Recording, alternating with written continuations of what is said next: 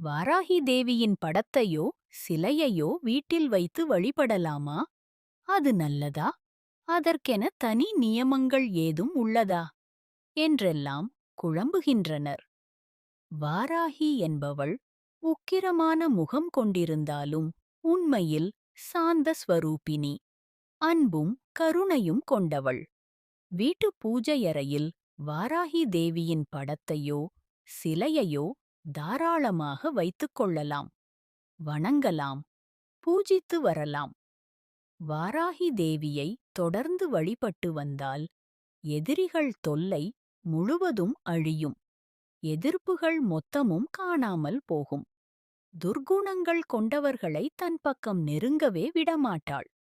தீய குணங்களையெல்லாம் விட்டொழித்துவிட்டு அவளைச் சரணடைந்தால் ஒரு தாயைப் போல் நமக்கு கருணை காட்டுவாள் என்பது ஐதீகம். ஒவ்வொரு வளர்பிறை பஞ்சமி திதியில் வாராகி தேவியை வழிபட்டு பிரார்த்தனை செய்வது மிகுந்த பலன்களைத் தரும்.